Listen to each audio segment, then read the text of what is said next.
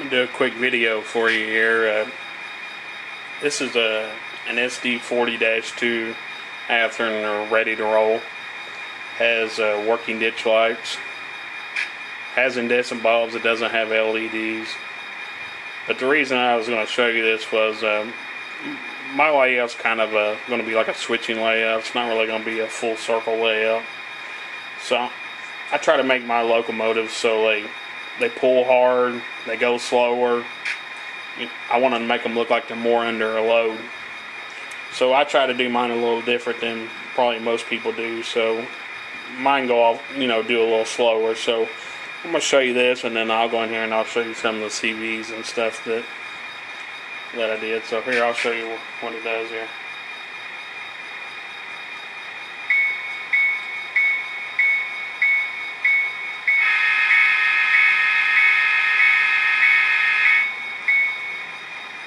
As you see, I'm going to throttle up here. You'll hear the motor revving, but it's not going nowhere. So here we go.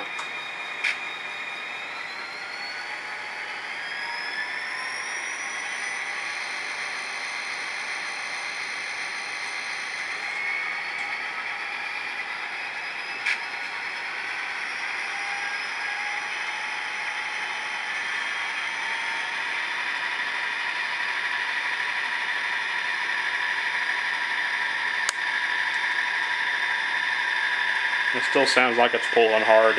I'm somewhere right around 30% here on the throttle. But once you get cars and stuff on it, I mean, it'll really feel like it's pulling. I'm not going to have 2 or 3 locomotives pulling cars like on a layout or a club layout. So I like to put a load under mine. So.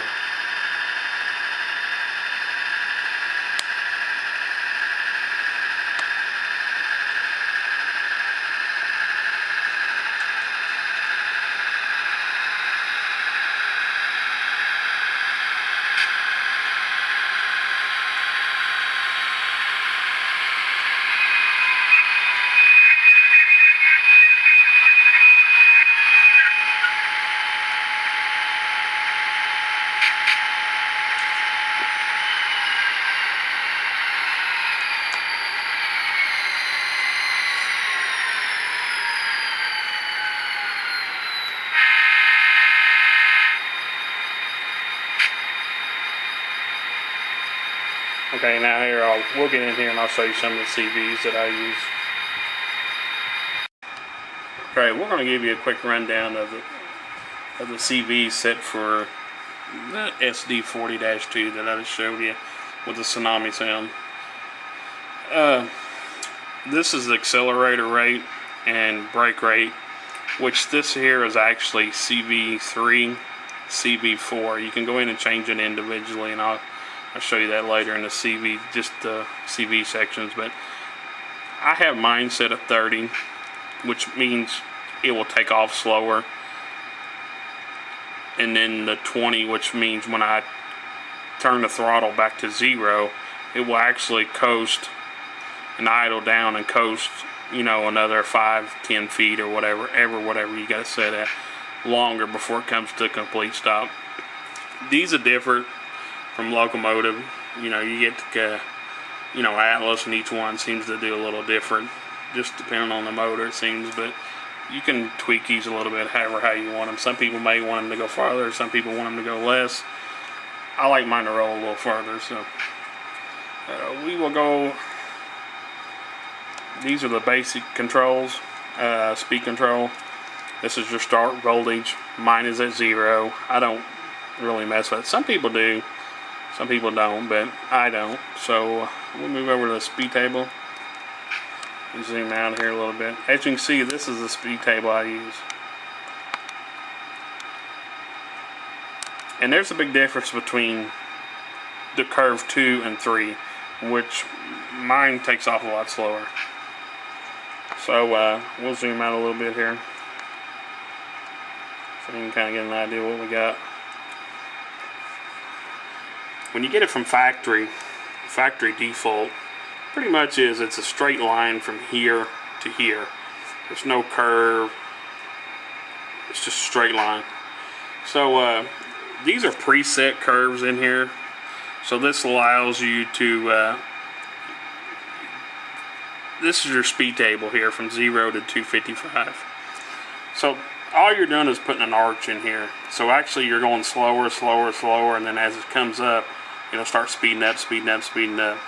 And it's kind of, that's how you got to look at it, as the curve kind of goes like this. So the more you have down this way, the slower your locomotive will go. The more these are higher on this end, it will take off faster. So this kind of gives you a gradual incline on speed. So it's not all there at once. So that's what I have, and people are different on that. You know, that's where I like mine. So the forward trim, mine's set at 128. Sometimes I do put it on 70, on the reverse trim also 70. So, but this one here has got, I got it set at 128. So let's get out of here. We'll go to sound. These are pretty much still the same. I haven't messed with any of these. As you can see, nothing fancy on these here, just about right. Quiet mode time. Sound level. Have air compressor, air tank, brake squeal, brake release, coupler, volume. We got radiator, dynamic, exhaust, bell, horn, and your master volume here. Master volume, I have mine all the way up. Some people don't like them up. I do. I turn the belt volume down some. I have my brake squeal volume up. Most of them I kind of keep in between. We'll come over here to the CVs. And as you can see, this is where you can come in and control individual CVs. Like I showed you earlier, CV3 it was set at 30 for the acceleration. CV4 was set at 20 for the brake. And also, like if some of you wanting flash and ditch lights, I'll show you here. Those are on CV51 and 52. And I do mine through the actual JMR, but I was just going to show you here. To get your alternating flash and ditch lights, CV51 should be set at 41. CV52 should be set at 57. I just thought I'd come down and scroll to show you that real fast here. And the reason I don't mess with that is because, as you can see in here, we have a tsunami lighting. So when you come down here to this pretty much has everything you need.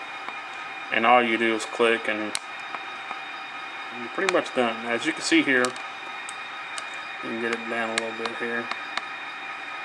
This is your FX5. This is your F5 effect. So it's set at type 1 ditch light. And then you use phase A normal. And then it's set for incandescent light bulbs since I don't have LEDs. And then you will come down to F6. This is set at ditch lights. But then you set it to phase B opposite. So then it's opposite of what the other one is. So then that way you get your flashing back and forth. Type 2 ditch lights, I believe, I don't remember which one those are, but I believe they stay on, is what ditch light 2s are. So that's why you have to go with type 1 to get the alternator, and then they switch back to stay on.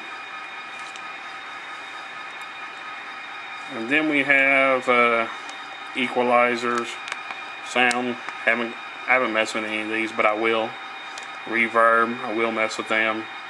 Just not got to them yet. And then this basically here just lets you save to the roster, which you already have. So that's just a quick rundown of that. So that'll be it for now. I hope you enjoy. I'm going to do another quick video over here of the scrapyard that I'm working on right now. So I'll do a quick video of that real fast before I go in.